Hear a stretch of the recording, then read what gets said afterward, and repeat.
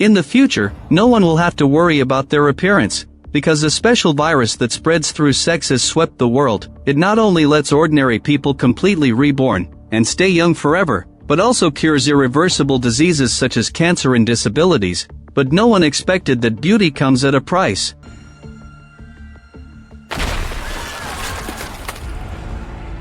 At this very moment, inside a Parisian show venue, supermodels with great personalities are walking the runway. However, one of the models is covered in cold sweat and constantly scratching her neck. She catches a glimpse of a guest drinking water, and immediately pounces to snatch their water bottle.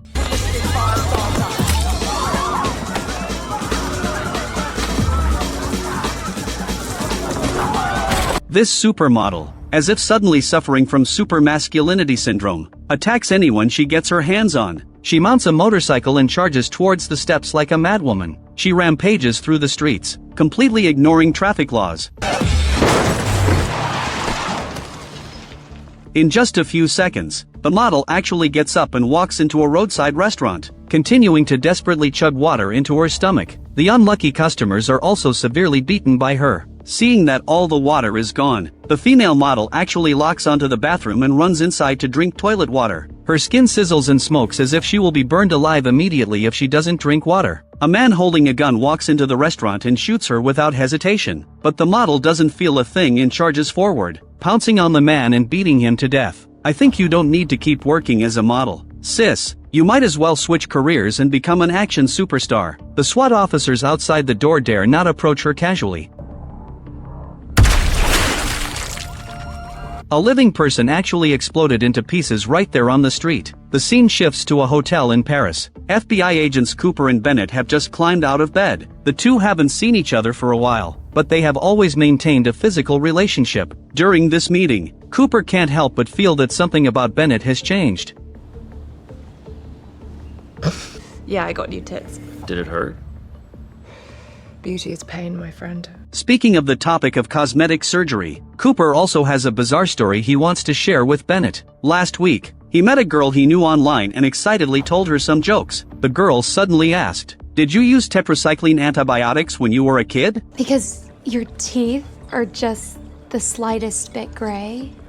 Just a teeny bit. It has to be said that appearance anxiety has become one of the most prevalent problems in today's society. Cooper and Bennett brace themselves, ready to get down to serious work. The two are not only affiliated with the FBI, but also special agents of the counter-terrorism unit. They came to Paris this time to investigate the supermodel incident that happened 2 days ago. Anyone who has seen the video of the scene, their first reaction is that the model was on drugs. However, the Bureau is still waiting for the toxicology report, so it is temporarily impossible to know if she was using drugs. A total of 5 people died and 7 were injured in this riot. What's more, 6 months ago in London, and 1 month ago in Berlin, the exact same model rampage incident also occurred. It can be seen from the footage that they were clamoring for water to drink before they died. They look extremely thirsty. A little hard on the tasers, wouldn't you say? None were deployed.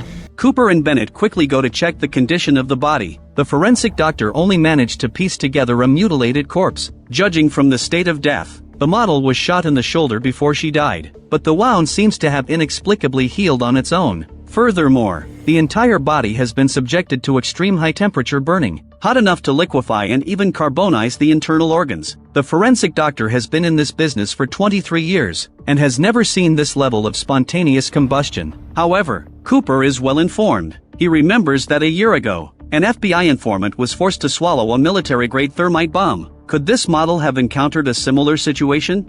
The forensic doctor immediately denied it, because there are no traces of chemical agents in the female corpse. It is even still smoldering right now. An hour ago, the body temperature was still as high as 175 degrees, melting 2 of the forensic doctor's bone saws. Perhaps it is precisely because the burning sensation inside the body is too torturous, that the model desperately drank water before she died. All in all, this is definitely an unprecedented case. The camera then cuts to New Jersey. An ordinary citizen, Eon, is paying to video chat with a cam girl online. If you want to see my milkers, then,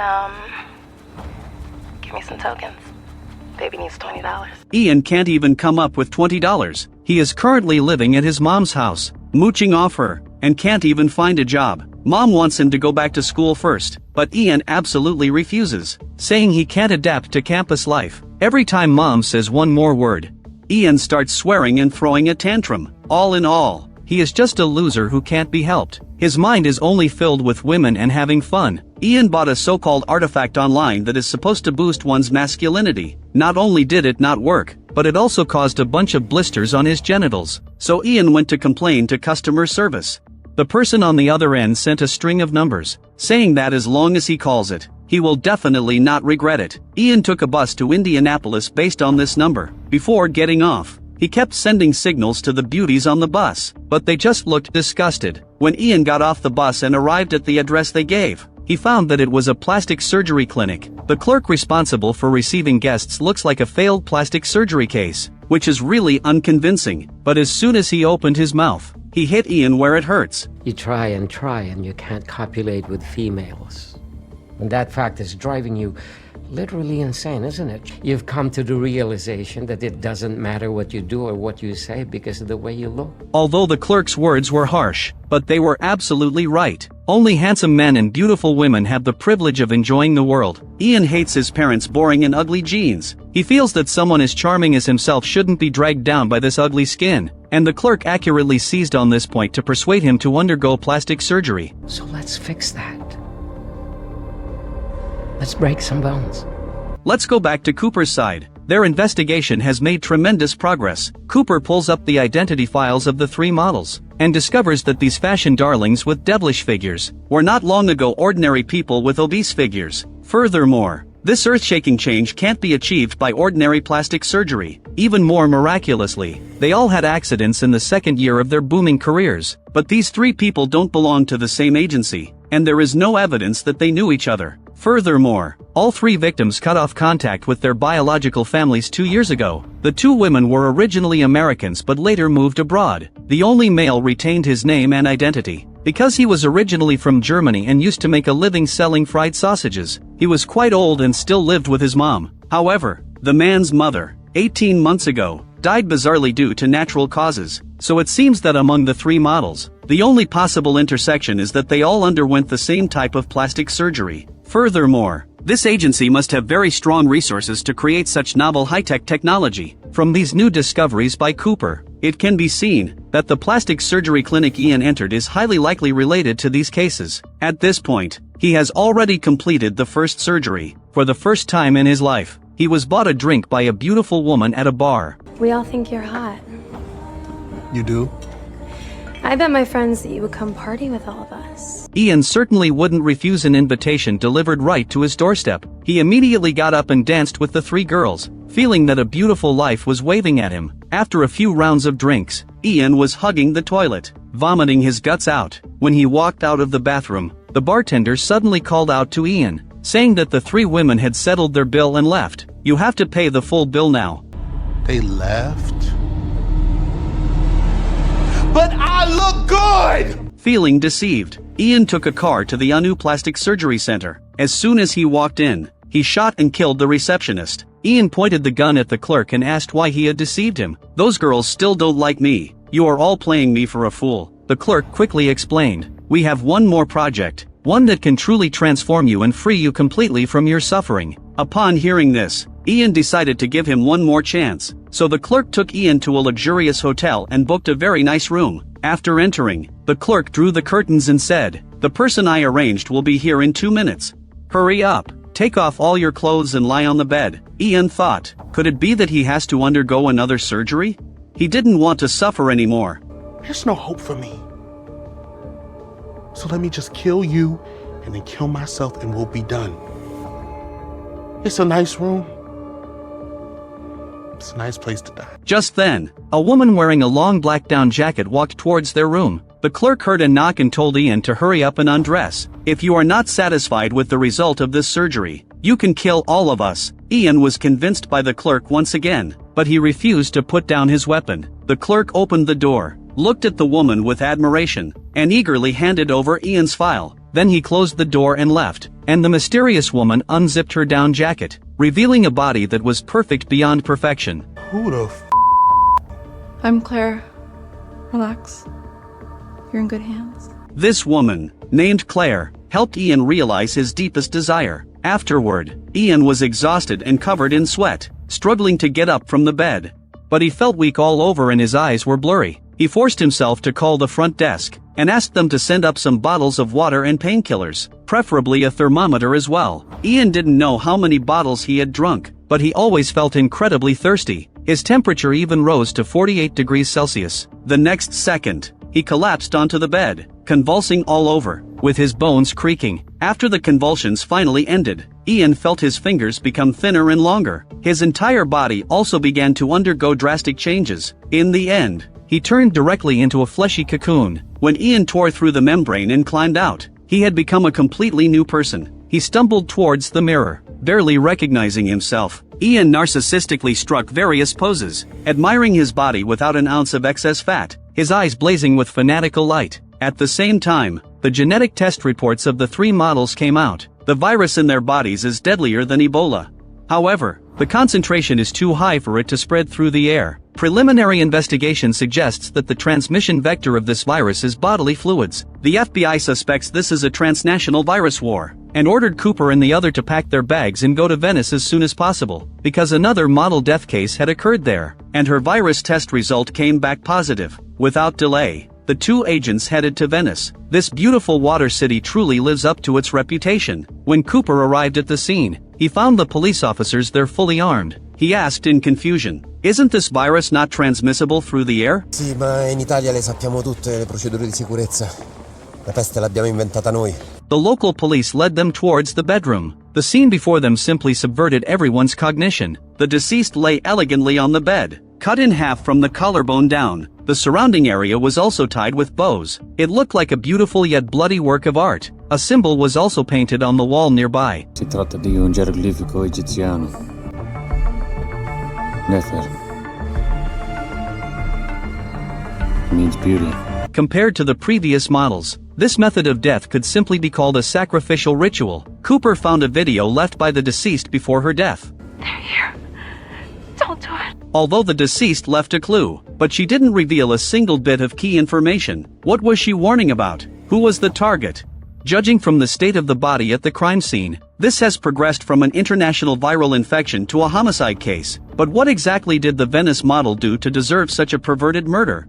Cooper wanted to simplify the case. As long as we find out who took her life, all problems will be solved. However, the Bureau suddenly called to transfer them back to New York, saying that the assistant editor of Vogue magazine had died of spontaneous combustion in the Condé Nast staff cafeteria today. The 2 decided to leave tomorrow morning. Bennett, stressed out by the case, planned to find a place to relax tonight. She noticed that Cooper didn't look too happy, as if he minded her going out to have fun. So Bennett reiterated that between the 2 of them, it was just a casual fling. It wouldn't develop into a real relationship. "I don't fall in love with anyone," Cooper expressed his understanding. I think everything that we do is about sex. We go to the gym, we work on our bodies, we cut our hair, we fix our teeth, our tits, torturing ourselves for some promotion in everything that we do.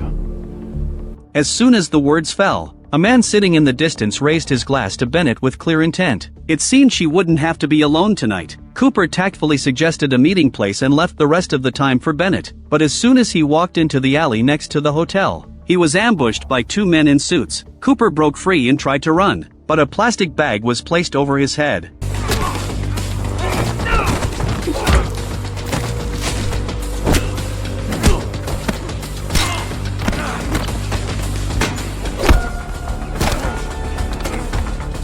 Cooper quickly darted into a distant street and continued to flee, but the 2 men in suits were hot on his heels. He hid behind a set of scaffolding.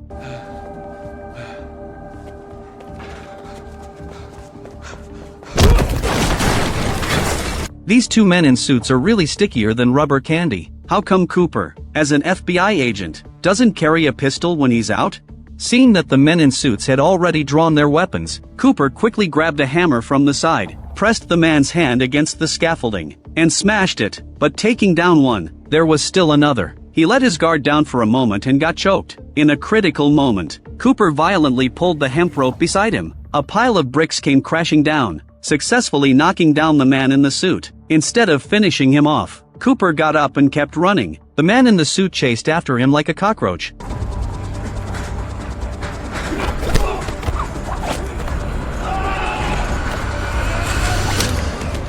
The scene shifts to Bennett passionately kissing her new lover. The two returned to the man's beautiful villa and naturally had sex, but the man quietly left the villa while Bennett was asleep. The next day, Bennett woke up with a high fever, and couldn't help but drink water as soon as she opened her eyes.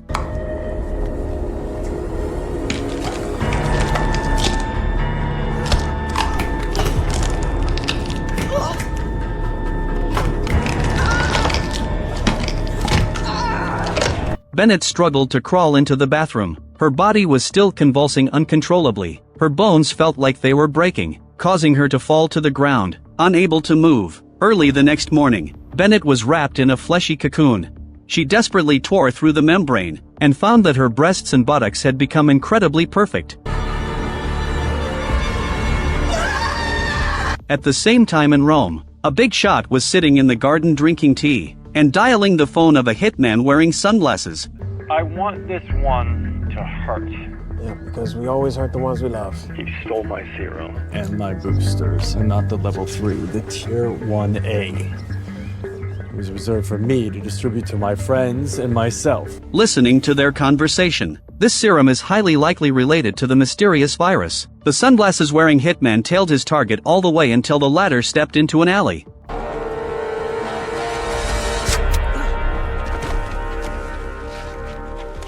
The weapon he used was a type of neurotoxin, simple and fast, taking effect in just a few seconds. The busy hitman had another job to do after finishing this one. He picked out a handy tool from his kit. Its blade was made of high-carbon energy-releasing material, allowing for a more elegant cut. The target hanging in the room was almost scared to death. You were given a sacred gift and you show your appreciation by throwing your dick into strangers and infecting others. Just then, a number labeled the company called. The employer asked him to report on his progress. The hitman impatiently said that as long as you stop nagging, he could do it right now. The slicked back-haired man on the other end told the hitman to finish quickly. He had to meet a plastic surgeon later. He had contact with a Venice runner. A runner refers to a virus carrier who infects strangers without authorization. She contaminated at least one other person we know of. It's Indianapolis. Isn't Indianapolis where Ian got his plastic surgery? Could he be the one infected by the runner? At least we got the FBI on ice. Not really. There were 2 more explorations in Venice. Well, I tried telling you. I need better help. It seems the men in suits who tried to assassinate Cooper last night were sent by these people. The hitman hung up, finished his current job, and then called his ex-lover, reminding her that a new transfer would arrive soon. The woman urged him to stop over the phone. Their son needed a father's companionship.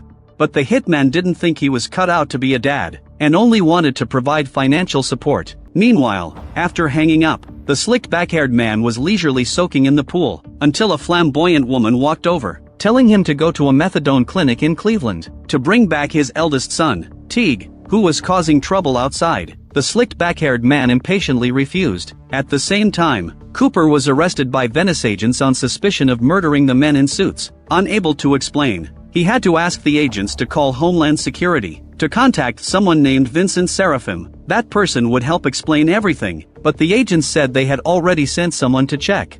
But Cooper had been detained for 4 hours and his patience was running out. Fortunately, his female superior appeared in time and got him released. However, Cooper soon found that Bennett had lost contact. The female superior had people search the hotel where she was staying. Bennett's things were still there, and there were no signs of a struggle. In addition, the female superior shared details of a new case in New York. On the day of the incident, 2 employees at a New York magazine were sharing the latest beauty gossip in the cafeteria, like which department's woman got a thread lift, who went for slimming injections. As they were chatting enthusiastically, a female colleague named Rose walked over. She was covered in sweat and looked very weak. Jason suggested she take a sick day and go home, but Rose said she had already used up all her sick days at music festivals. She had to tough it out at work today. Her condition got worse and worse. After a fit of convulsions, Rose started feeling thirsty. Water! Oh my God, yeah, there is no way, honey. Rose's behavior was exactly like those female models. She attacked everyone around her just for a few bottles of water. She grabbed a female colleague and threw her out the window with great force, but the next second, she froze eerily. A splatter of blood dropped into Jason's eye. Others were also splattered to varying degrees and were highly likely infected. Speaking of this mysterious virus, the two men in suits killed by Cooper last night also tested positive. So Cooper had deep contact with the source and was very dangerous. Therefore, despite his objections, the female superior had Cooper taken away for examination. On the other side, the hitman had arrived in Indianapolis. Sure enough, he went to a new plastic surgery center and destroyed the surveillance cameras as soon as he entered. At this moment, the sound of an electric saw was coming from the operating room. It turned out the white-haired clerk, Jack, was dismembering the victim killed by Ian. The hitman pressed a gun to Jack and demanded to know how he knew Claire. Jack immediately explained that he was connected to Claire on the dark web through a colleague. The hitman threw down a photo of the Venice victim and asked if Jack knew her. The latter was scared to death when he saw the picture and quickly distanced himself. He only asked Claire to transform one client, and that was Ian, who almost killed him. He did this. He's a psycho. I'm the psycho. Certified since 1961. The hitman made Jack reveal Ian's whereabouts and shot him in the shoulder. Scared out of his wits, Jack quickly called Ian, lying that the surgery was special and required a second dose to maintain the effect. Ian was busy with a woman and could only hastily give his location, saying he was at the Hyatt in downtown. The hitman got the information he wanted and shot Jack dead. Meanwhile, after finishing up, Ian went to the bathroom to shower. He was admiring his own fit body. Unexpectedly, the hitman had already sneaked to the bathroom, and the two started fighting without a word. But how could Ian possibly beat a professional hitman? I'm done fucking around with you, Jeremy. Real piece that Claire Bear was, wasn't she? Yeah, well, as the saying goes, if it feels too good to be true. And I don't see any condom wrappers around here, so I'm assuming that you went raw dog with this one too. What was I supposed to do? Man, she came on to me, man. The hitman originally wanted to finish quickly, but Ian had already infected the woman from earlier. He had to order Ian to contact her. Sure enough, the woman developed a high fever. Ian pretended to be concerned, asking for her address and saying he would bring some cold medicine to visit. The woman believed him and sent the address. The hitman then took Ian along. When they were 5 minutes away from the destination, the hitman turned on the car stereo. It turned out he liked listening to yacht rock before killing. This kind of music helped the hitman stay focused. Ian watched from the side, thinking the guy was more and more of a pervert. I don't know the song, so I'm gonna just... Hey! Don't you dare disrespect Christopher Cross and try to escape in the middle of his biggest hit. You could tell the hitman truly loved this singer. He earnestly told Ian that back in 1980, Chris was very popular. He won 5 gold records and 5 Grammys. Back then, there was no 24/7 social media, so Chris remained very mysterious. Until he started attending award ceremonies and walking the red carpet. Everyone then discovered that this legendary singer was just a slightly bald fat guy. With the rise of MTV, Chris's situation got worse and worse. Think about it. People could watch Madonna gyrating her hips. Why would they want to watch a fat uncle's music video? The world is cool to people who aren't beautiful. To normal people. Cool. The sentimental hitman finished promoting his idol and arrived at the woman's neighborhood. He threatened Ian at gunpoint to ring the doorbell. However, no one answered. The hitman simply broke the lock and took Ian inside to check. The two went to the pitch-black second floor and found blood everywhere in the bathroom. And next to the kitchen, there was a puddle of fleshy membrane.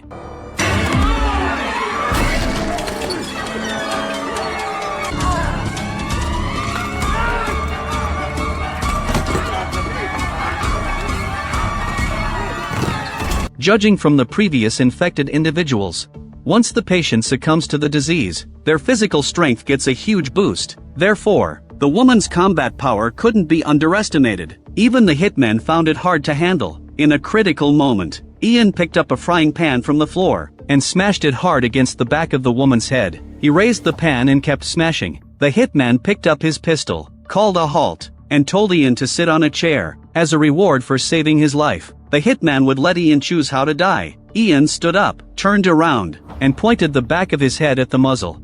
Thank you for giving me what I deserve. I'm talking. I ain't shit. I haven't been my whole life. I'm just a loser that had to kill people to feel something. Man, I ain't shit. Ian wasn't afraid of death. If it weren't for this unexpected opportunity, he would have died with Jack a long time ago. It was the first time the hitman had encountered such a target. For a moment, he lost the mood to kill. He simply took Ian to a restaurant for a meal. The reason the hitman did this was that he saw his own reflection in Ian. In fact, he was also an infected person. but just a high-purity version directly from the lab, using viral RNA technology to reconstruct at the cellular level. Can you tell the hitman is 65 years old this year? This means the value of the serum is immeasurable, so technicians from Yahoo Labs stole the trial version and resold it on the dark web. This is what caused the frequent model incidents, with cheap counterfeits available. Who would pay a fortune for the genuine product? This is simply a cardinal sin for a startup company about to go public. Therefore, they hired the hitman to dispose of the defective products on the market. Frankly speaking, the one-eyed hitman had too many tasks, and really wanted someone to share the load. And when Ian went crazy and killed that woman, it showed him his potential. What do you need? Protege. Killer. The scene shifts to Cooper undergoing a virus check. He was very worried about Bennett and wanted to stay in Venice. At this moment, the blood test results finally came out. Fortunately, he wasn't infected, but his superior didn't give Cooper a choice, and immediately sent him on a helicopter back to New York to handle the Rose explosion case. New York agents told Cooper that 10 hours after the incident, Rose's liver temperature was still at 180 degrees. Therefore, everyone within the explosion range was locked in an isolation room. Some people had fluid sprayed into their mouths and eyes. The virus concentration in their bodies has exceeded the normal range. They were still waiting for instructions from above on what to do next. To understand the virus, Cooper first questioned people who were acquainted with the deceased Rose. The person being questioned was named Ashley, who was a Condé Nast employee present at the explosion scene. He was an assistant fitness editor at GQ magazine. His low position made him very cynical. Ashley said Rose was very beautiful, and at the same time called her a snobbish gold digger. Because Rose had just moved to New York and didn't know anyone, Ashley got the chance to get in touch with her. He took the girl to a nightclub. We fucked a few times, she ghosted me. It was like one of those. You had sex with her? Dude, oral, anal, everything. Did you use protection? I mean, honestly, like, I'm not sure I'm like kissing down, but she was a fucking freak in the sack, like a lion. Like, I couldn't keep him. And rambled on about his own merits. Meanwhile, Cooper was texting his colleague, informing them that Ashley had bodily fluid contact with an infected person, and was very likely a positive case. After Ashley finished talking about the sexual encounter, he finally thought to ask why someone had drawn his blood without permission earlier. They didn't tell me the purpose, nor did they explain the reason. Do you know when the blood test results will be out? Cooper said he didn't know the exact time either. As soon as he finished speaking, two fully armed men in black broke in to take Ashley away. Please, stop moving! We will shoot! The men in black stepped forward and dragged the unconscious Ashley away. They reported that the potential infected person had been contained. Cooper, on the other hand, put on a full set of protective clothing and entered New York's secret quarantine area. Before he could go any further, he heard a scream. Ronnie, whose eyes had been splattered with Rose's blood, was already tied to an operating table. He was sweating profusely, and his body temperature had soared to nearly 50 degrees Celsius. He was clearly a typical infected person. I'm here to ask you some questions, okay? What, like a f***ing FBI agent or something? Yeah. Are you kidding? I was joking. Are you serious? That was guts. Okay, something's going on with me, okay? I'm really hot. I'm so hot. Okay, are you hot? Look, I know you're hot. Clearly you're hot. That's not what I mean. You're hot. Cooper told Manny to calm down and focus on thinking about who else had close contact with the deceased Rose on a daily basis. The CDC was responding actively right now. The information you provide will save many lives. Manny panicked at the words, his mind in a mess. Upon hearing this, Cooper grabbed Manny's hand. Appropriate physical contact can quickly gain a person's trust. Unluckily, before Manny could open his mouth to answer the question, his heart rate soared at a roller coaster-like speed. I need some help in here! Sir, please stop doing that!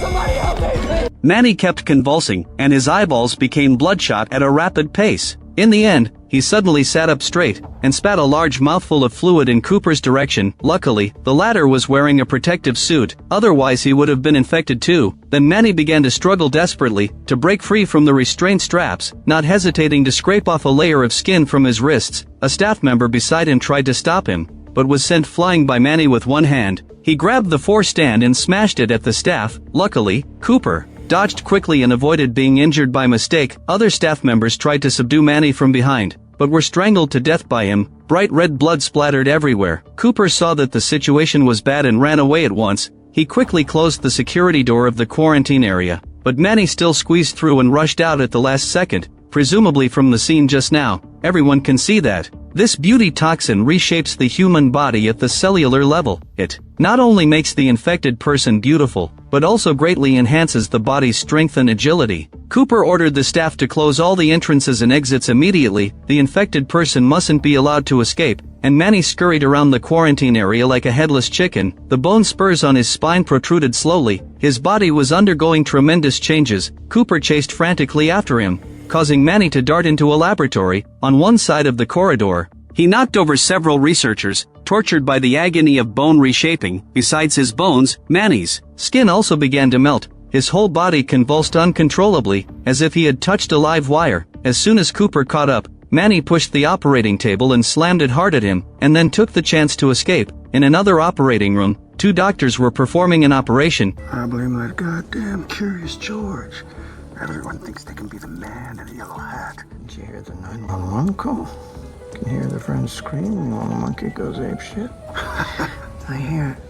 He ate her face after he ripped it off. An explanation is needed here. Curious George is a classic children's IP originating from Germany. Its core revolves around a curious little monkey George and his human companion, the man with the yellow hat. In the story, no matter what trouble George the monkey causes, the man with the yellow hat can always clean up the mess easily, leading people to mistakenly believe that humans can easily tame wild animals. But the patient undergoing the operation is far from having the ability of the man with the yellow hat. Her face was torn apart by a chimpanzee. The 2 doctors' job was to perform a full face transplant for the patient. Cooper had no idea what they were up to. He ordered the 2 to open the coded door in order to hunt down Manny. The doctors had no choice but to obey, and behind the door, there were countless petri dishes filled with formalin.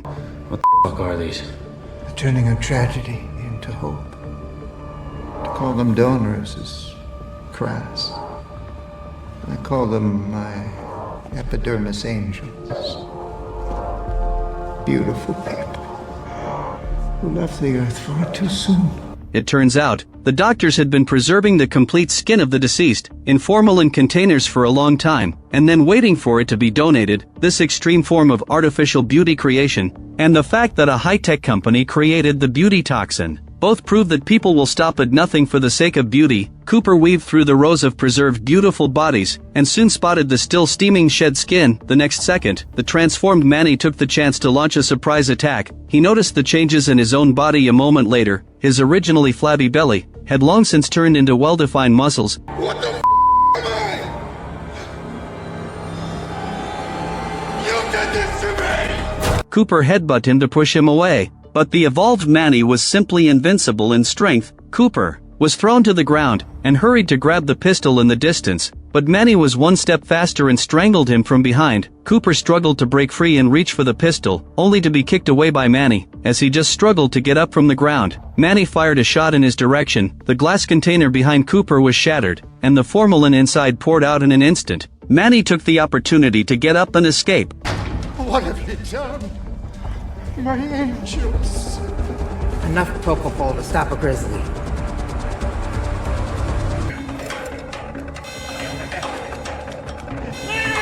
Stop! Stand down. We have the place surrounded. A group of fully armed special forces surrounded Manny completely. Cooper hurriedly reminded them not to shoot, and that it was best to take him alive. Upon hearing this, Manny let out a roar and charged forward, only to be tackled to the ground by Cooper instead. He took the chance to inject propofol into Manny's thigh. Manny's face turned bright red and he slowly lost consciousness. Just as Cooper was about to breathe a sigh of relief, Manny regained consciousness surprisingly quickly. He immediately grabbed the taser and shot Manny in the left chest, and finally took down this mutated muscle man. In a luxury store in Rome, a one-eyed male killer was giving his new apprentice Jack a complete makeover. Although this guy had turned into a handsome man, because of the beauty toxin, he only knew how to wear matching sportswear all day, which was really embarrassing to take out. So the one-eyed man found a bespoke tailor from Rome, and planned to have a complete new outfit tailor-made for Jack, from head to toe. Unexpectedly, the one-eyed man was not only quick and neat at killing people, but also had excellent fashion taste. Finally, a brand new black combat suit was ready. The poor guy finally looked a bit like a killer. The next thing to pay attention to is how to prevent the spread of the virus. No saliva exchange, ever. That's over for you now.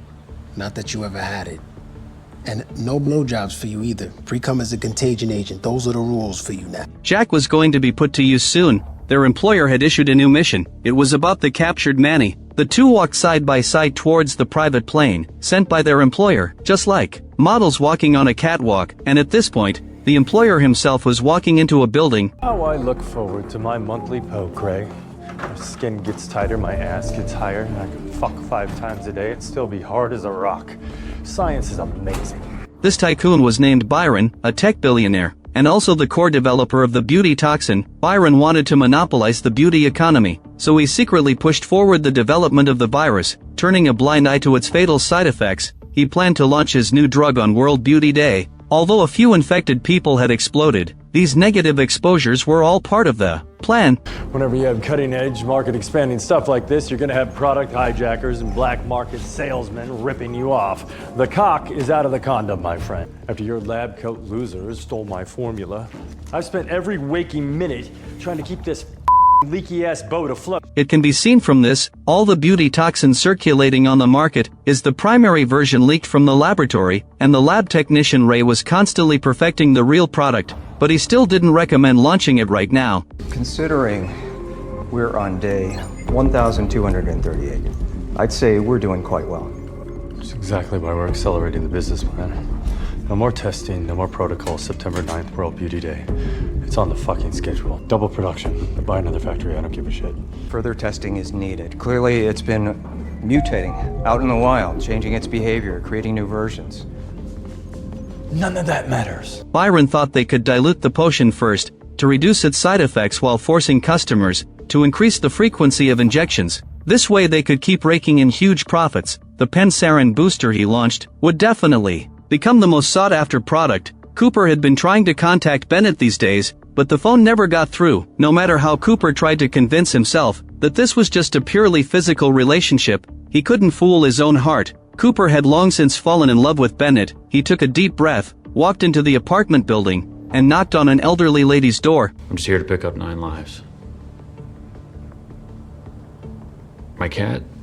I'm so sorry. 9 lives died 2 months ago. I'm so sorry. The next day, the distraught Cooper went for an early morning workout with his colleagues and suddenly saw a woman in a long robe standing on the bank. Her back looked just like Bennett's.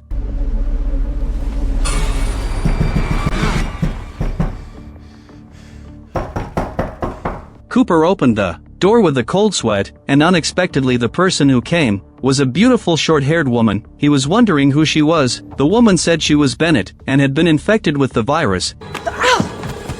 Where is she? My hair, I swear! Bullshit! Where is she? How did you get this? What did you do to her? In bed, what'd she call me? You. Your dick.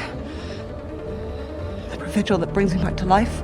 Cooper finally believed it, because no one but Bennett knew such an intimate secret, and through these strange eyes, Cooper could recognize Bennett's expression. On the other side, Charlie, who transmitted the virus to Bennett, was walking through a quiet alley and knocking on a shabby door. When the iron door opened, a whole new world was revealed. All kinds of men and women were entangled like kissing gurneys. The infected quickly locked onto their romantic targets. The one-eyed killer and Jack had caught up.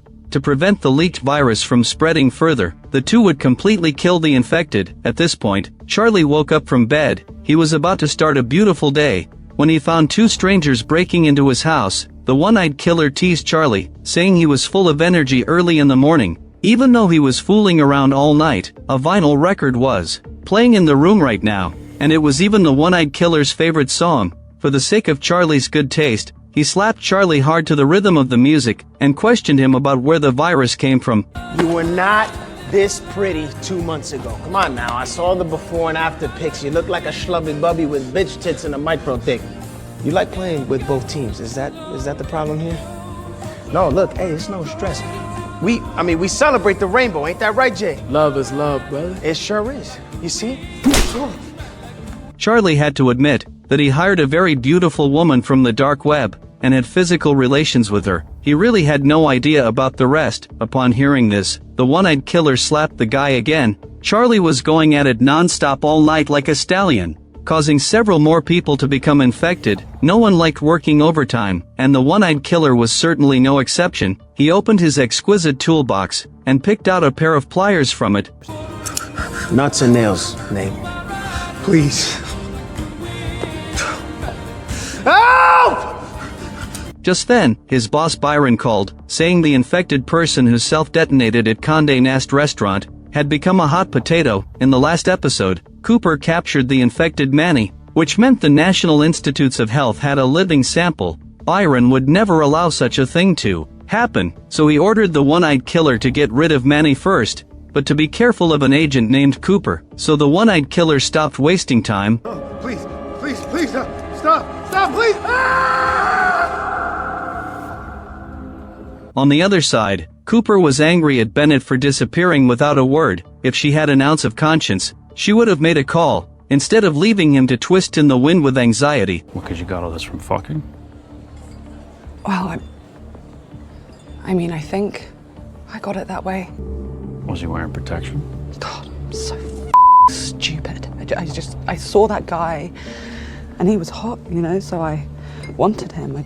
This virus could only be transmitted through bodily fluids, so Bennett's actions spoke for themselves, yet that night's impulse was only the beginning. Something even worse happened after that. Once the agonizing, gnawing burning sensation faded away, the panic in Bennett's heart slowly subsided. For a moment, she even fell in love with her new self, a feeling of finally being noticed and adored. It was simply intoxicating. Every man on the street had his eyes glued to her. They scrambled to come forward and curry her favor, but slowly, these men began to change.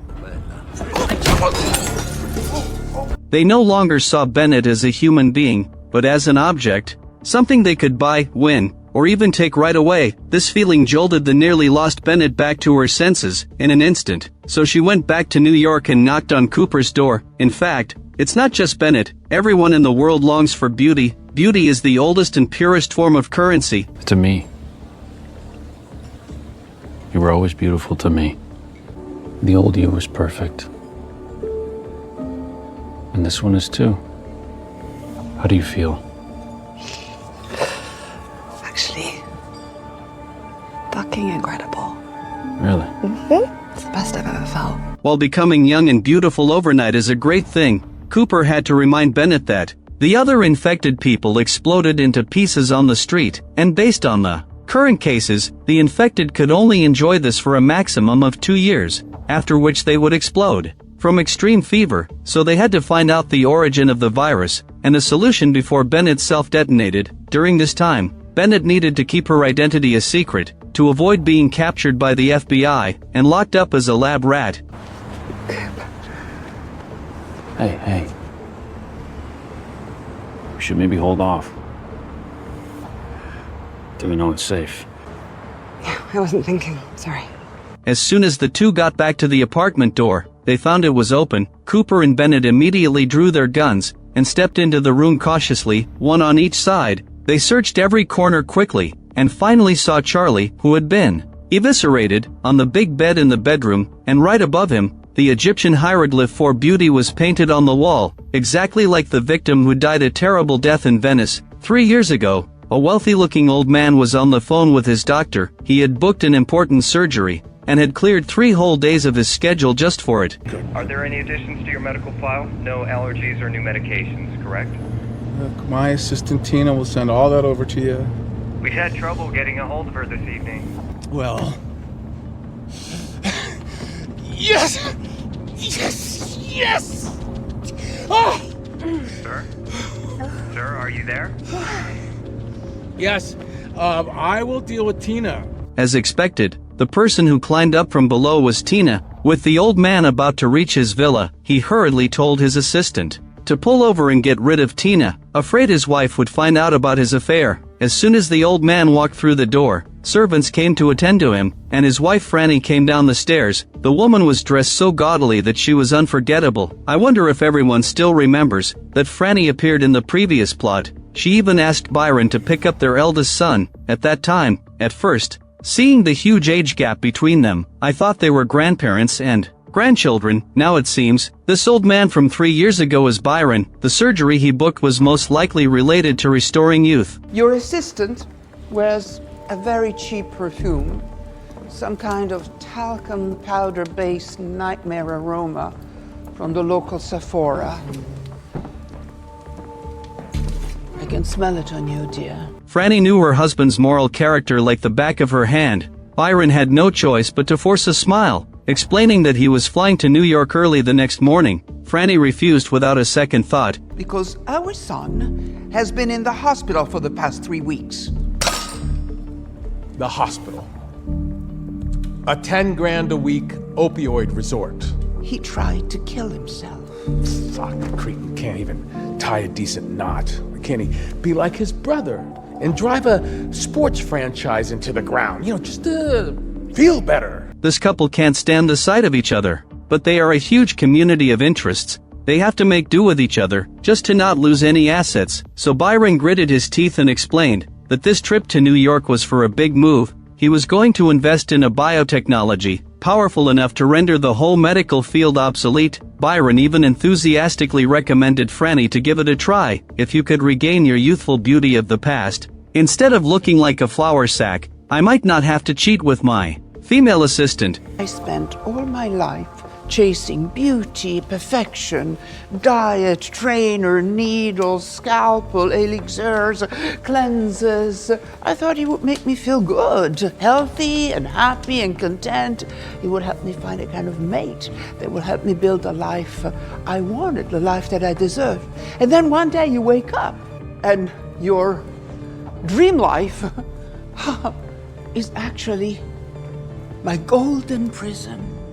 Maybe it's time to burn it all down. Franny had already realized that beauty couldn't solve her problems, so 3 years later she still looked old, and hadn't used that terrible virus. But Byron wouldn't listen to this. Early the next morning, a blue sports car sped by, with several luxury cars following behind. They drove one after another, into a luxurious villa hidden in the forest. At this point, a man got out of the blue sports car. His name is Byron. He's 45 years old, he's in the cryptocurrency business, and has a net worth of $35 billion. The next guest is Ronan Wilder, 61 years old. He's in the banking industry, and has a net worth of $96 billion. Then came Katie Monson, 70 years old. She's in the cross-border retail industry, and has a net worth of $25 billion. There's also Axel Zuff, 74 years old. He's in the mining and fossil fuel industry, and has a net worth of $18 billion. Finally, a helicopter landed steadily on the lawn. 63-year-old Byron stepped down from it. His information was just a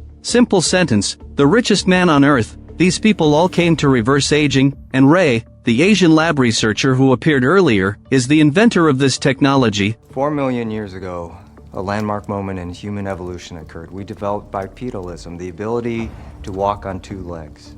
From there, our brains enlarged solutions.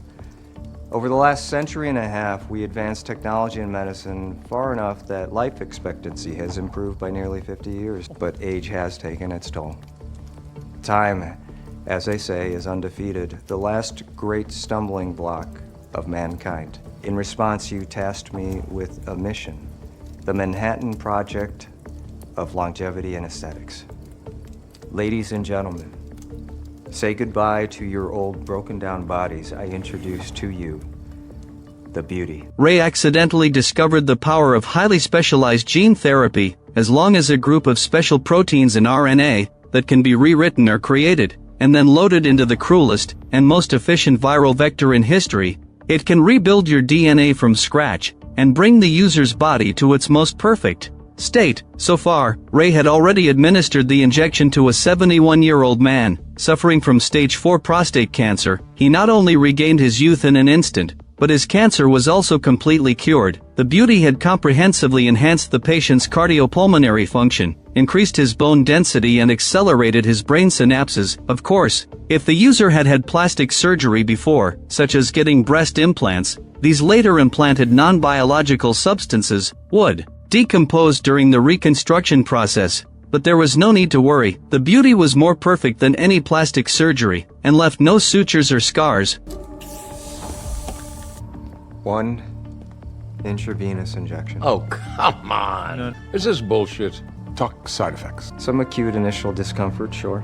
Well, if it works, who gives a shit? Ray promised that only the people present knew about this discovery. All the data and formulas were right here. The technicians under him were assigned to different tasks, and managed separately, and had no idea what the main goal of the experiment was. Just like a master watchmaker, Ray assigned them to make parts, and then assembled the finished product himself. Great. Let's get poked! The several tycoons changed their clothes, and came to a completely enclosed space. Following Ray's instructions, they first wiped the injection sites with disinfectant wipes, and then received the toxin injections one by one. More than 10 minutes later, the billionaires began to vomit and convulse frantically. They grabbed water bottles and chugged water like crazy. After this painful process, a layer of fleshy film formed on the 5 people's bodies, and then they underwent a transformation from the inside out, just like a butterfly breaking out of its cocoon.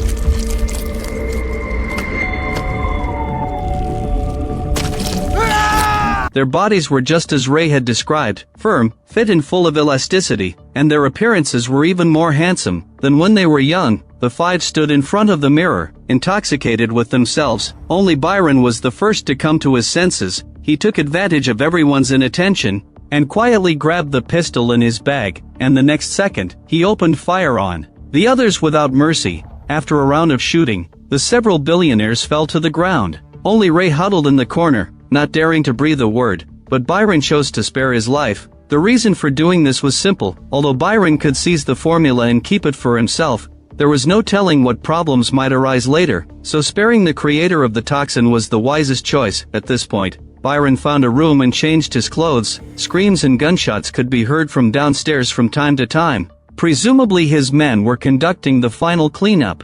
Then Byron poured liquor on the bed and casually set a fire, and then took his weapon and walked slowly downstairs. Is that really? Yes, dumbass. I told you it'd be a shocking transformation. Is everything packed and ready? Yes, sir. Good.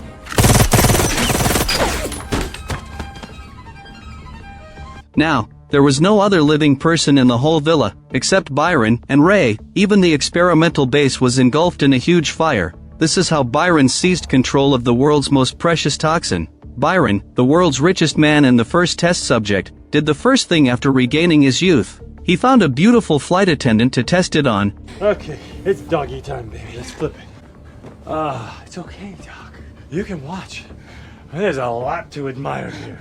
The unlucky Ray could only pretend not to see or hear anything. But, out of professional ethics, Ray had to remind Byron that the serum currently lived in his blood and bodily fluids. The reason it worked so effectively was that it had pathogenic properties. Simply put, this substance was a virus, so exchanging bodily fluids carried a risk of infection. Besides, the toxin had just been developed and hadn't undergone any necessary clinical trials, nor had its transmission routes been studied. This process usually took months, even years, but Byron had no patience for that, and immediately forgot his words. He thought Ray was just being overly worried. Byron stared at his tight, youthful face in the mirror and had no interest in anything else. He was too busy admiring himself in the mirror. At this moment, he suddenly noticed that his original third nipple was still in its old place. It was the only mark left from his elderly body. Meanwhile, Ray repeatedly emphasized that they had to keep monitoring his condition and make corresponding adjustments.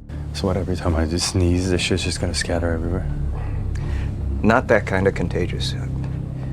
You're familiar with HIV. Ray pointed out that if the virus was similar to HIV, the flight attendant had most likely already been infected. If she then slept with someone else, the toxin would turn into a street drug-like variant, greatly reducing its market value. Upon hearing this, Byron gestured to his bodyguard. After the private jet landed, Byron stepped out cheerfully, almost dancing. The bodyguard immediately killed the flight attendant. He walked into the company building in an excellent mood. He felt like a Disney princess, surrounded by birdsong and flowers, everything breathtakingly beautiful. All the employees were babying their boss like professional preschool teachers. They gave Byron a full-body checkup and took blood samples. Afterwards, the richest man called for his personal tailor to custom-make clothes for his new body. Everyone else clapped flatteringly beside him. I want to fuck you.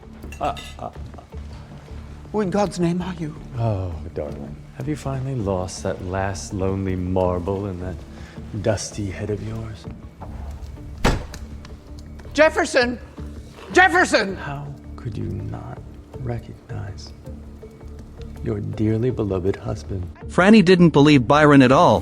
Thinking her husband was playing a prank, Byron unbuttoned his clothes, revealing his unusual third nipple. Only then did Franny believe the man in front of her was her own husband. Byron said triumphantly, "I told you I'd make a huge discovery on this trip, but handsome people don't hold grudges." Byron was willing to give Franny a chance, infecting her with the virus through bodily fluid exchange, so she could also regain her youth and beauty. Unluckily, his wife wasn't buying it at all. Even though Byron's appearance had changed, he was still the same annoying man. Franny wouldn't touch him with a 10-foot pole. You think you can stroll back into society without anybody noticing? No. That's the point. I'm the world's greatest goddamn advertisement. Byron never intended to keep the drug a secret. As soon as Ray finished his research, he'd release this miracle drug. As for the useless people at the FDA, Byron couldn't be bothered with them. Once the public caught wind of it and saw the possibility, those decrepit useless bureaucrats and old-fashioned senators on stroke medication would never pass up such a golden opportunity. One shot would give you the physique of a professional athlete and blood test results of a 25-year-old, Byron boasted endlessly, but to Franny, what he had found wasn't a new life, but a terrifying end. Byron would lose everything for this sooner or later. Meanwhile, Ray made a new discovery. He electrocuted and magnified the tissue samples to replicate their life cycle, only to find a fully formed, mutation-capable, self-replicating virus. Whoa! Byron asked what was going on. Ray explained that this meant the toxin's life cycle was coming to an end. The latest data showed that about 885 days after injection, those infected with the beauty toxin would suffer a catastrophic self-detonation reaction. Ray named it keto activation. The enraged Byron grabbed Ray by the throat. "How am I supposed to sell this virus with this level of side effects? And what if I explode after 885 days?" Byron immediately called for his bodyguards. There isn't enough time. Even the most brilliant mind would take years to retrace my steps. By then, Fuck! I can manage it. I can create stabilizers, boosters, treatments to prevent the ketosis. You can sell those as well. I will find a cure, Mr. Force. I will perfect the formula. Ray pointed out that when Oppenheimer launched the Trinity nuclear test, he had long known there was a possibility, no matter how slim the chance, releasing that energy could ignite the atmosphere and destroy the world. Great achievements always come with risks and costs. Ray had seen this day coming ever since he developed the toxin. That was why he needed time to perfect it. But Byron gave him an ultimatum: make sure the product launches in 6 months. No matter what, Ray tried to beg for more time, but was stopped by the fierce-looking Byron. Do I look like Byron Force to you? You said it yourself, I am something new. An evolution. I am superior. So kneel. Byron Forst is no more.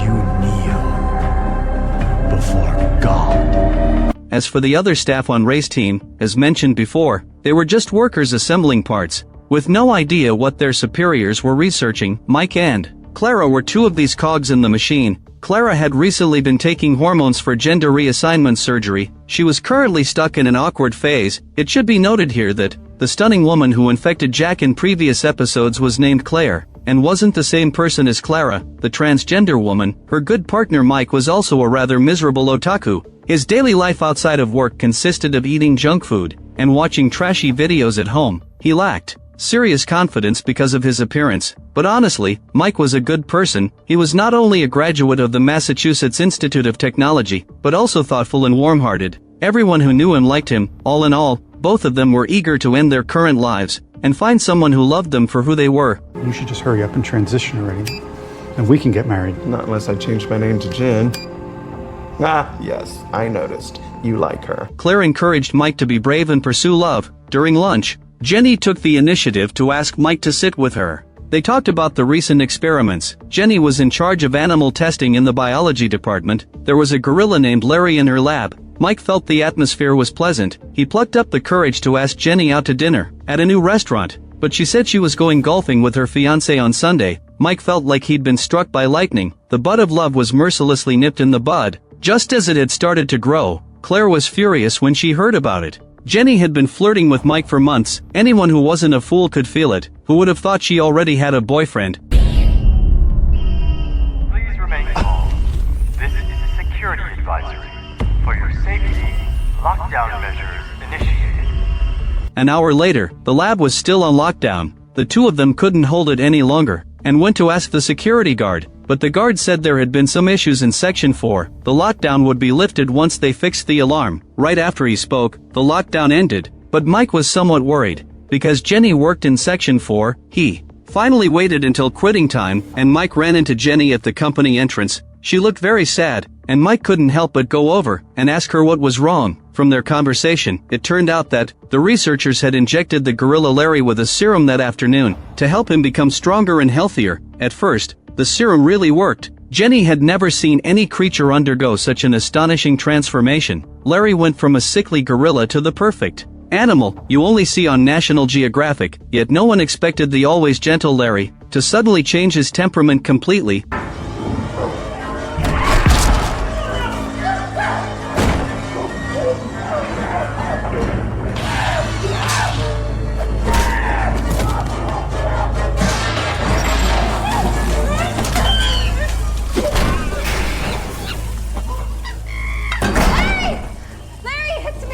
Larry lunged at her and scratched Jenny, leaving her badly hurt, because Jenny believed she shared an extraordinary bond with Larry, and she wasn't sure if it was from the scratch. Jenny felt like her whole body was burning. The next day, Mike told Clara what he'd heard the night before. They both guessed the company was researching some kind of super transformation serum. It worked so well that once it entered the gorilla's bloodstream, it made him strong and insane. But like how? Fuck if I know. I mean, once I heard muscles, I was like, well, tell me more. Seems a little too good to be true. They finished working out and were about to leave, when a woman from the next section gave them a dirty look, but Clara couldn't be bothered to get mad at anyone. The estrogen she'd been injecting made her whole body uncomfortable, but she couldn't stop now. Clara couldn't stay stuck like this forever. She didn't want to wake up every morning and see an ugly man in the mirror. Listen, look, you're beautiful. People get too hung up on looks. I think it's just Instagram bullshit. It fucks with your head. Clara knew she shouldn't judge people by their appearance, but right now, there might be an answer hidden at the end of the corridor. It made her more and more eager to find out. Maybe once they injected that super serum, they could have a brand new life. There would be countless Jennies throwing themselves at them. Clara's words really struck a chord with Mike. When he got home, he started figuring out how to crack the high-security biometric lock. Mike might look ordinary, but he was very smart in his professional field. He quickly forged an iris scan, opened several security doors in a row, and successfully entered Section 4. Mike mustered up his courage and went to the animal control department. It housed countless experimental animals. At the end of the corridor was the cryogenic storage room, where the serum was kept. He'd found that out from Jenny. He quickly took 2 vials of the serum and snuck out. Once he got home, Mike couldn't make up his mind. He was afraid he'd go crazy too after the injection, but after chugging a shot of hard liquor, he finally put his fears aside and injected the serum. While sitting on the bed, at first, there was no reaction at all, and Mike lay on the bed waiting quietly.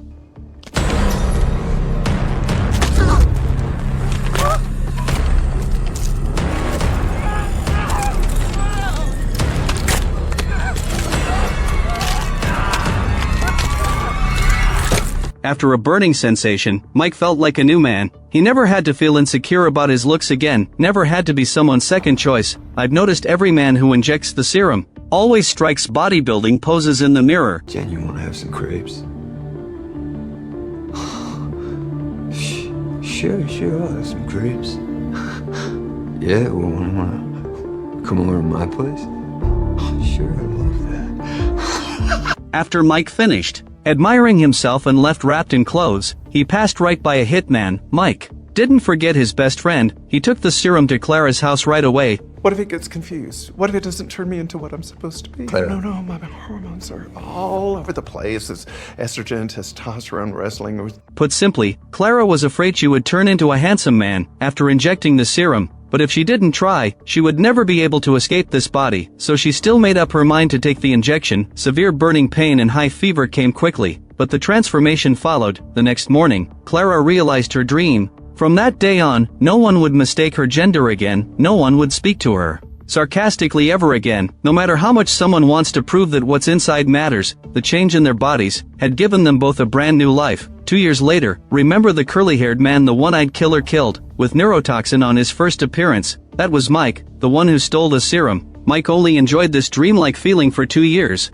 On the other side, Cooper and his companion needed to lay low and not draw attention. The two developed feelings for each other at their new hideout. Bennett took the initiative to confess, leaving Cooper moved and torn. Luckily, their superior Meyer had no time to meddle in their affairs. Meyer's daughter Joey suffered from progeria. At only 15 years old, she had the heart of a 90-year-old. Despite the child's condition, Meyer and his wife Julie never complained. They poured almost all their effort into raising Joey. They took turns looking after their daughter every day. Julie took the shift from midnight to 4, and Meyer replaced her from 4 to 8. They had to work and catch up on sleep during the rest of the time. Such a routine took a heavy toll on their health, yet their daughter's condition continued to worsen. So Meyer made a cruel but realistic decision. The next time Joey's heart stopped, he would sign a do not resuscitate order. No. I have a say in this. This is no way to live. For her. Or for us. Julie disagreed with her husband's decision. She even accused Meyer of being responsible for their daughter's condition, because when she got pregnant, her husband was already 45, and his sperm quality had long deteriorated. All in all, Julie refused to give up on their daughter. The couple had a huge fight over this, but the next morning, an unexpected visitor arrived. He was the tech billionaire Byron. Byron claimed he had learned about their daughter's illness through the Make-A-Wish Foundation. Progeria was basically incurable. She could only rely on lanafarnib, which had severe side effects, to stay alive. Most people simply couldn't tolerate the drug, and there was little research on progeria available. According to Byron, the Progeria Research Foundation had only invested $9 million since its founding in 1999. That did nothing to help Joey's condition. But now, Byron was willing to give the girl a second chance at life. And what I'm offering you is not a treatment or a cure. It's so much more than that. This young man, aggressive type 2 spinal muscular atrophy. This level of severity, he wouldn't have made it to his 25th birthday.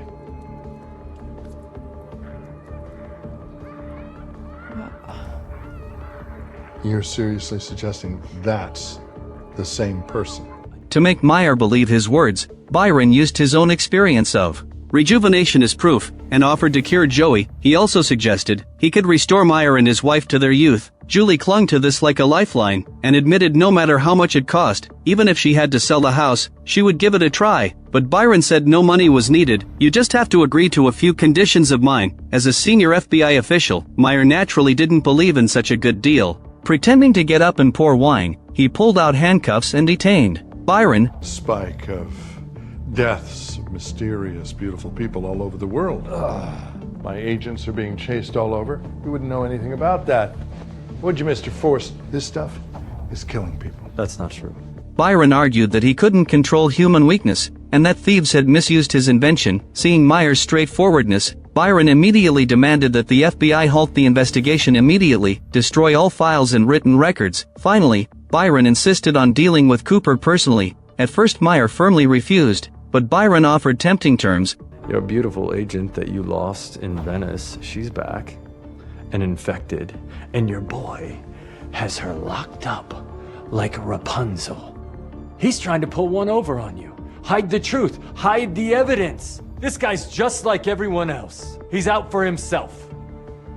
Are any of these fucking people more important to you than your daughter? Byron could see the couple was wavering. He said if Meyer agreed to his demands, he would also pay Joey 10 million yuan a year for support, and a luxury villa with servants on a tropical island. In the end, Meyer and his wife compromised and accepted the devil's deal. On the other side, the one-eyed killer and Jack lived a luxurious and carefree life. The toxin boosted their metabolism, so they never had to worry about gaining weight. They could eat whatever they wanted, because Jack used to be overweight and a shut-in, struggling to make real-life friends, so the one-eyed killer was practically his first mentor and friend. So Jack wanted to know about the one-eyed killer's past, like how he got infected, and why he lost sight in one eye. Perhaps Jack reminded the one-eyed killer of his own son, so he actually began to tell his story. The one-eyed killer hated a monotonous life, so he joined the army as soon as he turned 18. he fought his way up and became a Delta Force team leader, but his application to join the Secret Service was rejected,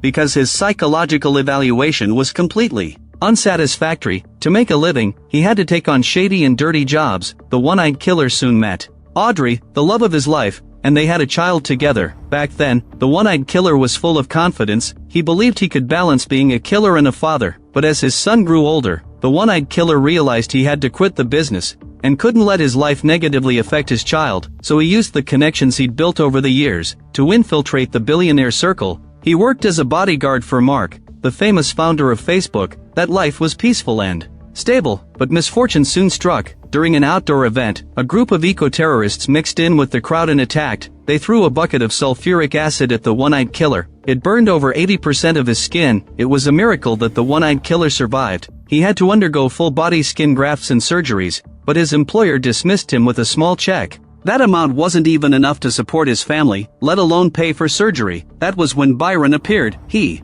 gave the one-eyed killer an injection of the beauty, and a job that could support his family. After the injection, the one-eyed killer regained his appearance, but was left with permanent eye scars. He knew how dangerous Byron was, and understood that to do the job, he had to give up being a normal person. So the one-eyed killer chose to divorce, never see his son again, and erase that part of himself forever. He only continued to provide financial support for his family non-stop. That was why, when he met Jack, who lacked a father's love, he couldn't help but transfer his feelings. That was also one of the main reasons he took Jack as his apprentice. There's not a thing in this world that could change a soul. You can't see them yet.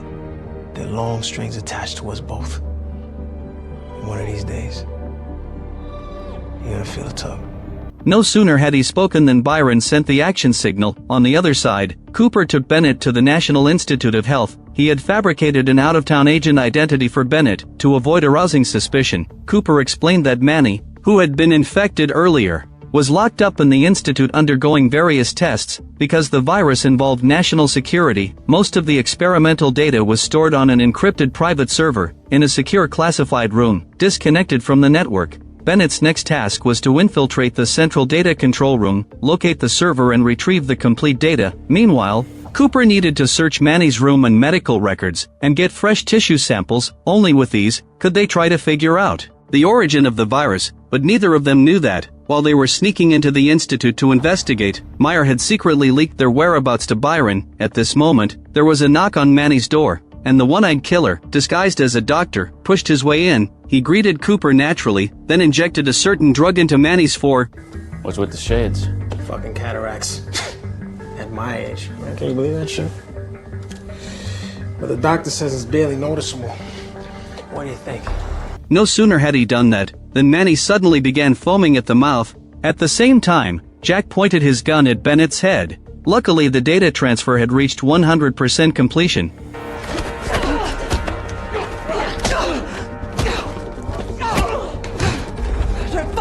Bennett grabbed the USB drive and fled quickly, but was soon caught up by Jack. There was an essential physical difference between men and women, and the toxin had only intensified it. Bennett was no match for Jack, and was locked inside a specially modified van. When Cooper saw Manny's tragic death, he realized the one-eyed killer had come with malicious intent. The two stood in tense confrontation, weapons raised. The one-eyed killer didn't want to start a full-scale fight here, and attract a flood of questions from law enforcement, so he suggested they not fire their weapons casually. Cooper was also worried about Bennett being exposed. Sure enough, he lowered his weapon along with the one-eyed killer. I'm gonna fuck you up. Quietly.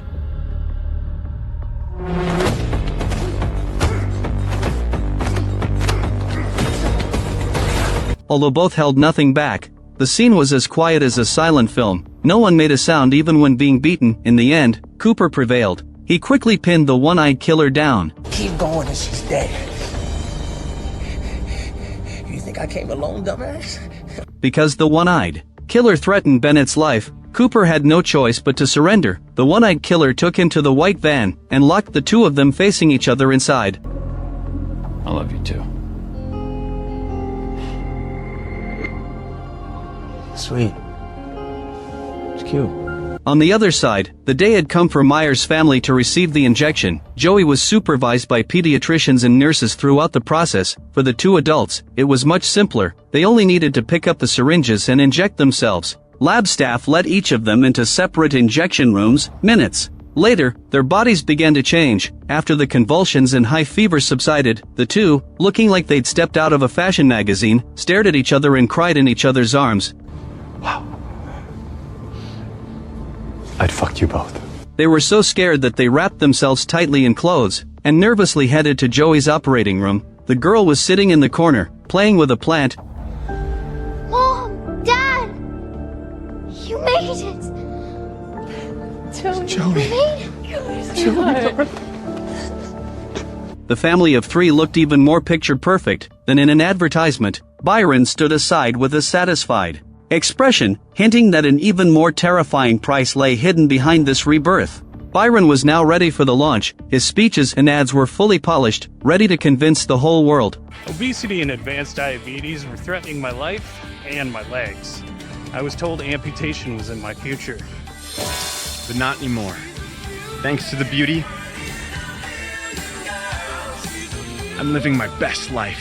The beautiful advertising images varnished the ugly truth. Byron hadn't been happy for 2 seconds. When his two useless sons came home, they were ugly and weak, and Byron felt disgusted just looking at them. The two boys knew they were unwanted by their father, so they took the chance on his birthday to ask to start their own business. The moment Byron heard these two leeches wanted money again. Do you know what I really want? What I really want?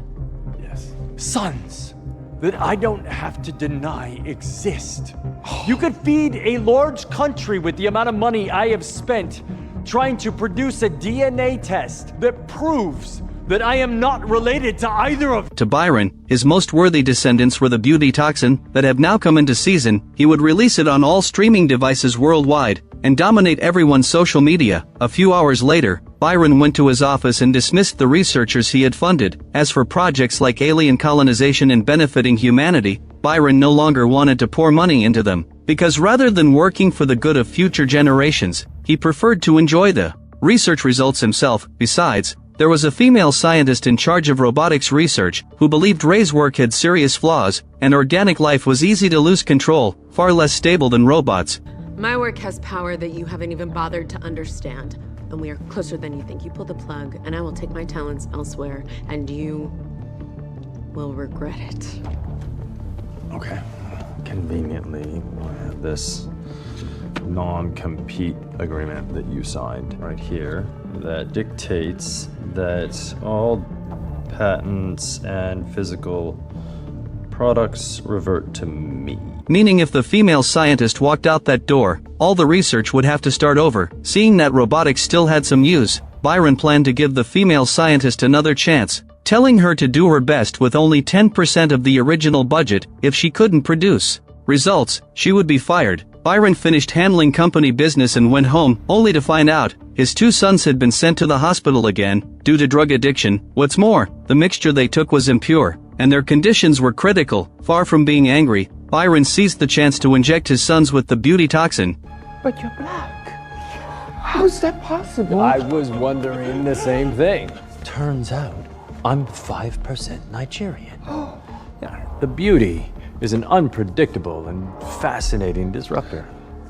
Byron was quite pleased with what he'd done. His two sons were like two charming, highly efficient garbage disposals. Now no matter how much alcohol or drugs they pumped into their bodies, it would all be metabolized quickly. Byron had always been curious about how much damage a transformed human body could withstand. Who was better suited for extreme testing than his drug addict sons? This time Franny wasn't angry with her husband. If it weren't for the beauty toxin, her beloved sons probably wouldn't have survived. Staying alive was already a miracle. Poor Franny had no idea about the toxin's side effects. Thankfully, she had refused to take the injection herself. Meanwhile, the infected locked up in the medical facility were no better than animals in a pigsty. Every day, at a fixed time, a small window would open in the isolation room. A long pipe would be inserted to feed them. Days like this were driving them to the brink of collapse. Just then, the ceiling suddenly opened. A group of fully armed men descended on steel cables.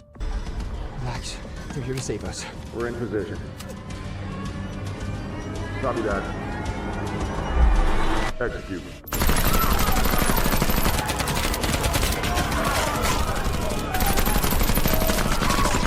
All the poor infected people were killed. On the other side, Bennett and Cooper exchanged a secret glance. They had been partners for years with perfect chemistry, and soon began to stir up trouble. They asked Jack if he knew the beauty toxin actually had deadly side effects. They're just gonna let him pop, like all the others. Hey! No more eyes, no more lips, no more motherfucking bullshit. You hear me? You understand? Just then the vehicle reached its destination, and a group of people stormed in to restrain Cooper and the other man. The one-eyed killer was about to leave when he was blindfolded and knocked unconscious. When he woke up, he found he'd also been thrown into the quarantine zone. Only then did Jack realize he'd been tricked. The side effects were probably real. He angrily tackled the one-eyed killer, but this wasn't the time for infighting. Several men in black burst in and took Cooper away alone. He was locked in a solitary isolation cell. On the other side of the glass stood a very handsome man. Cooper studied him carefully, certain he'd never seen this man before. You understand my daughter's situation.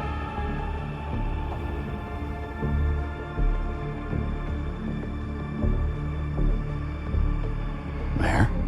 Out of their past friendship, Meyer planned to find a way to rescue Cooper, telling him to follow orders quietly from now on. Moments later, several men in black appeared and took the four of them away. They were escorted into a strange meeting room, and the female scientist Diana stood in the center of the round table. She was not only a top figure in robotics, but also an expert in human behavior. The soldiers who had just escorted the four of them were synthetic robots called proxies created by Diana. She had rescued Cooper and the others this time to stop Byron. Diana pointed out that Ray's research was completely useless. Life would eventually transcend the flesh and blood. The humanoid robots she was going to build were the light of the future. I done seen this movie and shit wasn't good.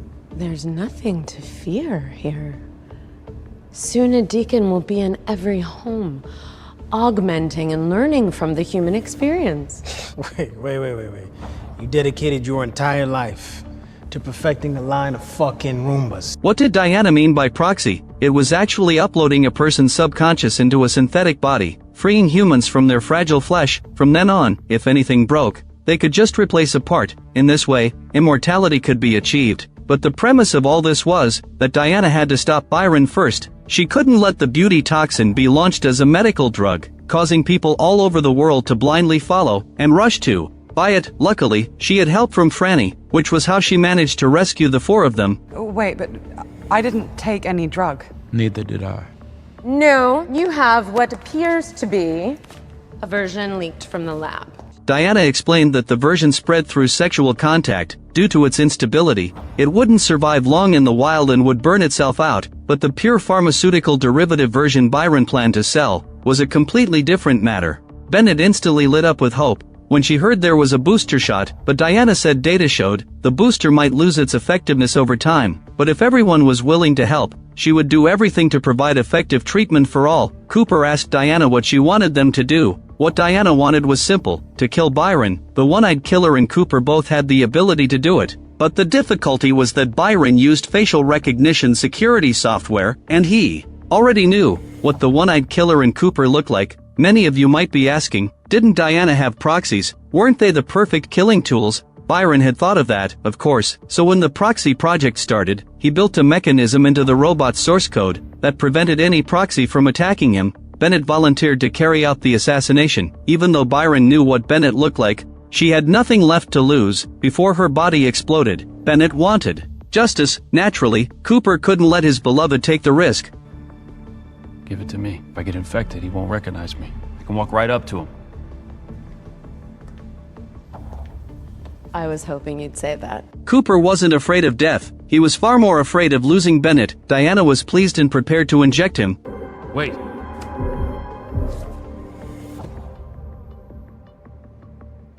I'll do it. But not like this. Diana then left the two lovers alone. That night, Cooper formally invited Bennett to dinner. When you change, it's not gonna matter what you look like. I'm just gonna love you the same way that I do now. Cooper took Bennett's hand and left the restaurant. They went to his old apartment, but Bennett wanted to back out now. She didn't want Cooper to get infected with this terrible virus, but both knew time was running out. And neither could think of a better way, so Bennett ended up infecting Cooper after all. A scorching fever hit quickly, and Cooper's symptoms were more severe than anyone else's, and it didn't stop for hours. Bennett quickly contacted the one-eyed killer and the others. Unexpectedly, even two grown men together couldn't hold down the raging Cooper. The one-eyed killer acted quickly, and locked him in the bathroom. It was a small space, so Cooper couldn't easily hurt himself. Spurred by the soaring body temperature, Cooper's nails and teeth began to fall out. He slammed into the mirror and passed out. Something was stirring inside Cooper's stomach. The next second, it burst out, splattering scarlet blood, until early the next morning. A sound finally came from the bathroom. Bennett and the others rushed to the door, and found Cooper still trapped in a cocoon. He looked as if he couldn't climb out. Anxious Bennett tried to help, but was stopped by Jack beside her. They had to wait until Cooper was ready to break out on his own. Luckily, an arm suddenly shot out from the flesh cocoon.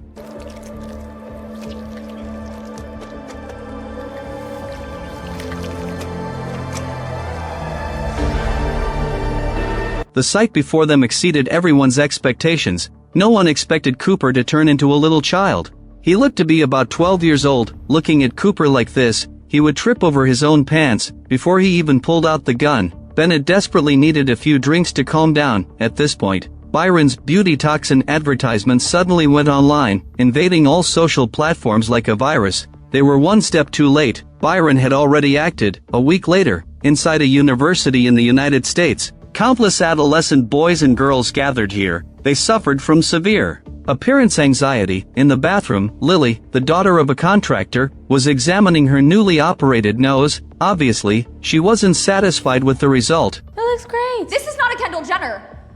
I showed that butcher like 50 classic K-Gen shots, and this is what the best in Montclair comes up with for $7 grand. Although the blonde girl Bella wanted to comfort her good friend, the other person didn't listen to anything and just kept adjusting herself. Bella had to go to get ready for class first. All the students on the way were watching the beauty toxin advertisement. Just then, a woman with a hot figure appeared. She quickly attracted everyone's attention. Hey, cunt.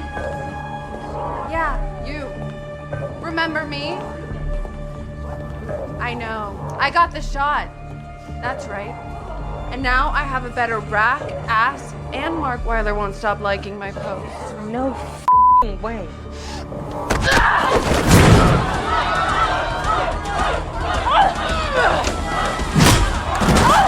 The teacher arrived soon and dragged the crazy woman away. Lily heard the noise and came over to ask her friend what just happened. Bella said you would never believe it. Tina just beat up Kelly, the school belle. Lily was very confused after hearing this. Isn't Tina that girl with a big belly and a flat chest? How could she become so hot? She must have injected beauty toxin. There are advertisements for this thing everywhere online. Soon the bell rang for class. Bella looked at herself in the selfie disappointedly. Just then, a crazed female student rushed towards the playground. Right after that, the chubby boy in the class also started convulsing and fell to the ground. The teacher quickly stepped forward to hold him down and asked the chubby boy's best friend if he ate something he shouldn't have this morning.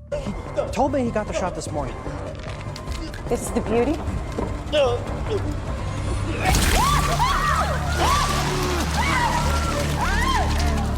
Bella was very frightened. She finally waited until the class was over. The TV was actually reporting the news that the president had injected the beauty toxin. It was reported that not only the president, but all members of the cabinet had injected this drug and had tried every means to get the emergency use authorization approved smoothly. Once the federal government provided further support, the Food and Drug Administration would officially approve the use of the beauty toxin. Bella found a middle-aged man who was live streaming the changes. After injecting the beauty toxin, in just a few hours, he had changed from an ordinary fat man into a perfect male model comparable to a Greek statue. This miracle deeply touched Bella, so she tentatively brought up the idea of injecting the beauty toxin. Sure enough, she was opposed by her parents.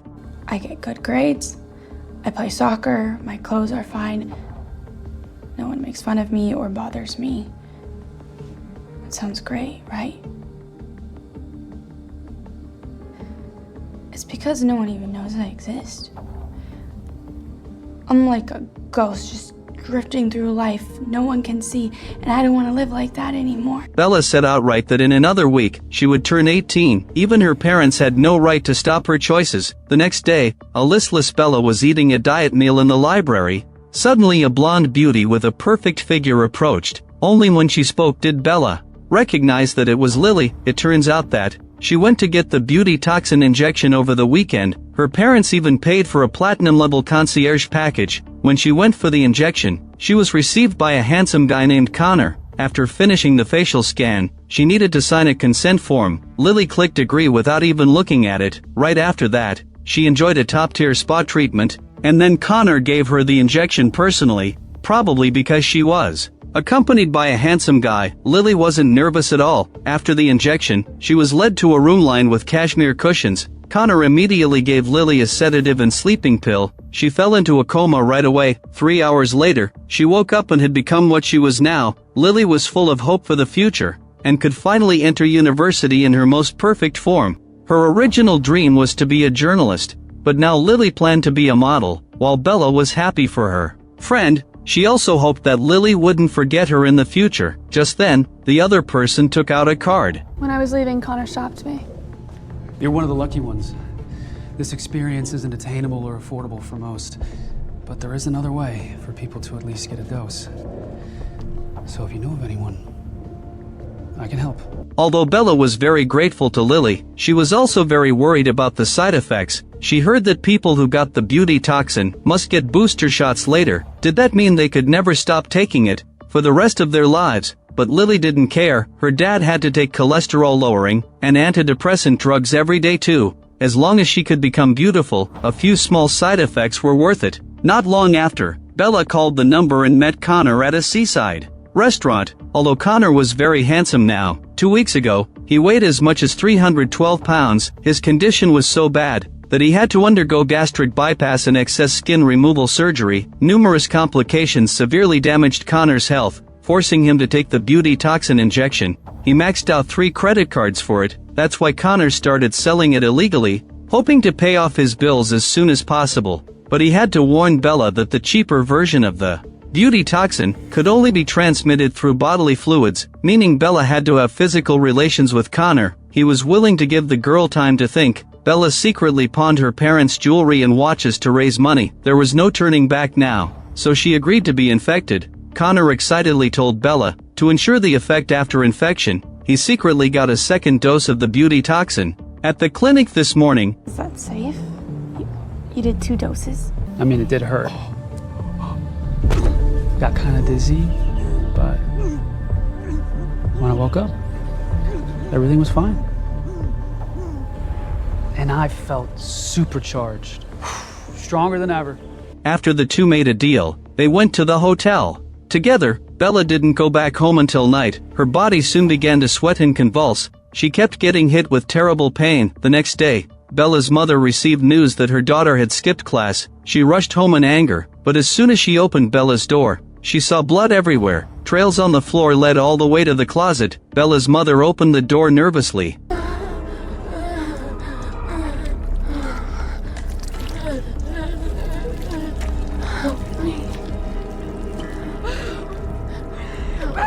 Only to see that Bella had turned into a terrifying monster. Inside Byron's mansion, his 2 useless sons were enjoying their brand new lives. They dragged their mother to dance with them, but while she wasn't looking, they injected Franny with the beauty toxin too. The next day, Byron went back home. The 2 sons went up to him and said they had a surprise gift for him. Byron had no idea what his 2 spendthrift sons were up to, and opened the banquet hall impatiently, only to see a stunningly beautiful woman with an incredible figure. He wasn't in the habit of fooling around at home, and was about to pay the woman to leave. From the time they were born, you instilled in them the importance of fulfilling your wishes above all else. All their lives they searched, attempted, and failed.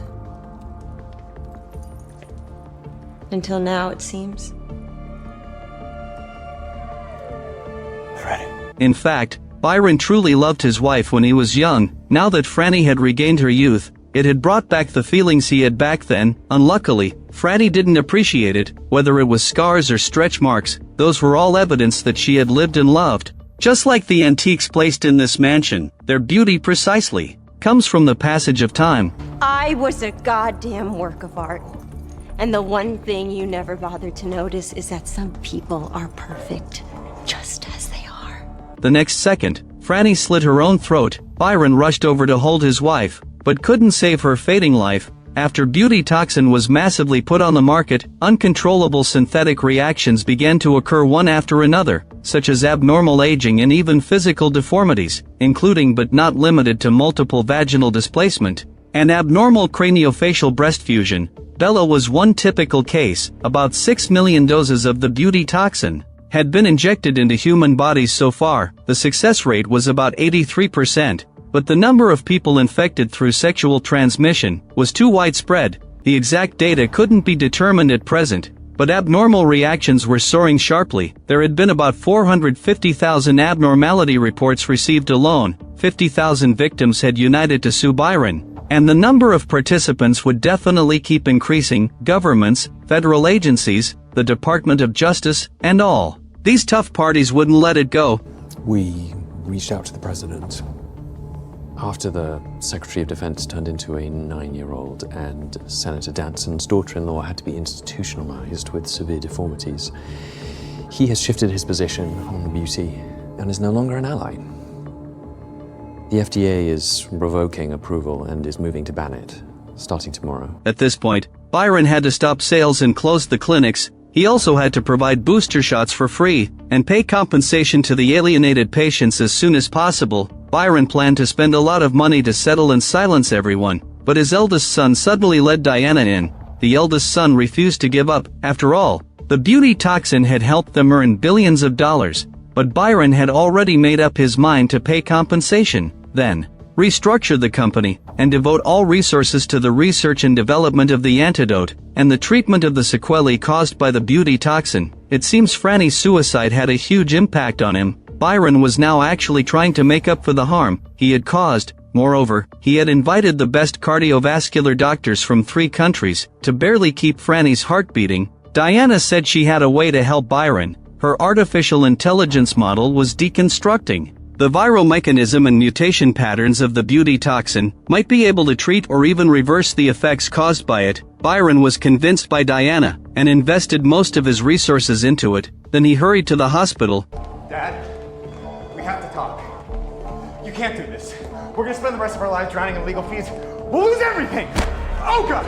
The only thing that matters to me is your mother. Fuck everything else. Byron warned his eldest son not to appear in front of him. Dead people don't inherit anything. Don't make me take action against you. On the other side, the one-eyed killer in Bennett, along with 3 others, arrived at Diana's residence. Byron's eldest son was unwilling to be kicked out by his father, so he lied to the 4 that Byron had gone mad. He even drugged my innocent mother, leaving her on the verge of death. So it was time to launch the succession plan. I'll replace Byron as the new leader. This is all some Game of Thrones motherfucker type shit.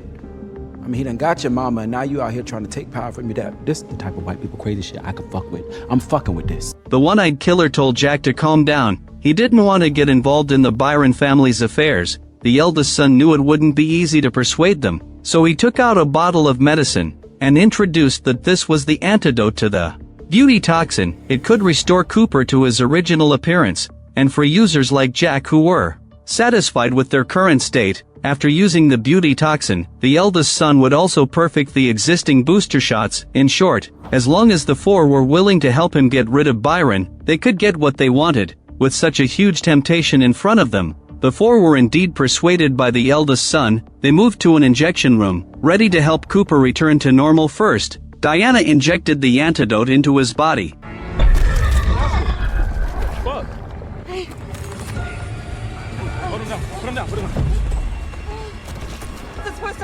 It's all okay. After a violent reaction, the rebirth began. Cooper tore through the flesh cocoon and appeared. The first season just ends abruptly here. The Beauty is a powerful medicine shot by Ryan Murphy for the era of appearance anxiety, using body horror combined with social satire. It uses very bizarre visual impacts to tear apart the capital scam and the depravity of human nature behind perfect appearance. As a work by the father of American Horror Story, it continues the gorgeous and acerbic style, plenty of blood and explicit scenes. But it's more than just sensationalism. It's like an exaggerated mirror, reflecting absurd realities in life such as filter addiction, medical beauty competition, and judging people by their appearance. the perfection we chase is no less than another kind of toxin that slowly backfires. Of course, the show also has obvious shortcomings. The heavy gimmicks occasionally overshadow the depth of the theme, cult. It's more suitable for cult and thriller enthusiasts than audiences who pursue rigorous storytelling.